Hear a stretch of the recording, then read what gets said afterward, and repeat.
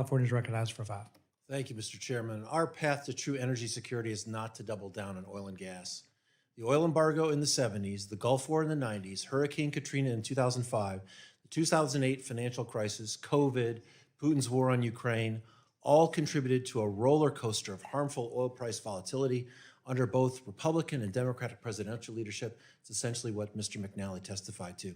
And despite the pain of these price fluctuations, Republicans continue to propose the same false solution, more oil and gas. And that will only lead to more price uncertainty and pain, as we've seen at the gas pump recently and as San Diegans are seeing on their natural gas bills today.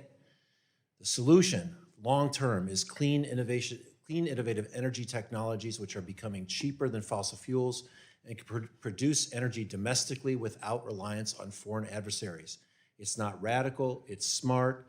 Even Texas takes 40% of its power from non-carbon sources, and it's not because Texas is against oil and gas. It's because it's the sensible thing to do. I'm proud that we provided significant funding in the 117th Congress to build this clean and more secure energy future, but I want to talk today about the 118th Congress. Something we haven't talked about much today is speed, because we can have all the money in the world, but we will still fail if we don't act faster. Look at high voltage electric transmission lines. According to research from Princeton, 80% of the projected emissions reductions from the Inflation Reduction Act depend on building transmission faster. Berkeley Lab found that there are currently enough wind, solar, and storage projects in the pipeline to power nearly 85% of our economy, but 80% of those projects could be canceled due to insufficient transmission. According to Jesse Jenkins at Princeton, the current power grid took 150 years to build.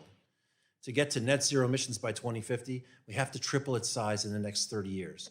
That means 200,000 miles of new transmission lines by the 2030s, 200,000. Over the last decade, we've built just 1,800 miles per year because each one takes more than 10 years to complete. And 7 of those 10 years are just for planning and permitting. Other countries are doing it just fine. According to the Americans for a Clean Energy Grid, North America has built just 7 gigawatts of interregional transmission. Less than half of that's the US, so say we're about 3 or 4. South America is 22, Europe is 44, and China is 260. In the 1970s, our environmental priority was to stop dirty, destructive projects. The National Environmental Policy Act, or NEPA, was designed to require public input and to ensure federal agencies assess the environmental impacts of proposed federal projects and their alternatives before they made decisions. And we have NEPA to thank for a great deal of environmental preservation, but its implementation is inevitably slow, with documents that are thousands of pages long, reviews that take more than up to 4 years to complete. And NEPA is also the most litigated environmental statute, with lawsuits dragging on for more than a decade. And the simple threat of litigation can prevent new projects, including the climate action projects I've named that we must build to meet our climate goals. Climate action is about building things, not stopping things. To save the planet, we must build transmission, utility scale solar power, passenger rail, hydrogen pipelines, direct air carbon capture, bike lanes, tons of infill housing. And ironically, many of the laws intended 50 years ago to protect the environment could undermine our climate action. Some claim that NEPA isn't the problem or that it can't be touched, but as someone who's practiced law in this field, I must say I don't believe we can sustain project by project litigation on climate initiatives and still achieve climate action with the time and the money that we have. These excessive process requirements effectively inflict a punitive tax on clean energy. And fixing laws to serve the public good, that's our job.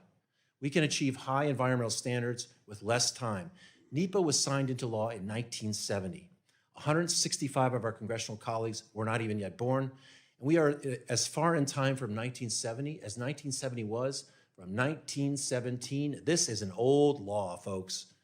And we are charged to update it for our times, and that's okay because it didn't come from Moses on tablets. It came from people just like us who had IBM Selectric typewriters. Excessive process is not the only climate challenge, but it is one undeniably. And those of us committed to climate action who say that it's the greatest threat we face, we're called on to rethink cumbersome requirements that are decelerating clean energy projects. To unlock a future that doesn't depend on greenhouse gas energy, we have to update our environmental laws to make it easier, not harder to build. I encourage all of us to engage in a constructive process. with the White House, with the communities of interest, to come up with real bipartisan process to enact sensible permitting reforms, deliver energy security and environmental protection for the American people. I look forward to working with all of you on that, and I yield back. Thank the gentleman for yielding back. The chair now recognizes Mr. Palmer.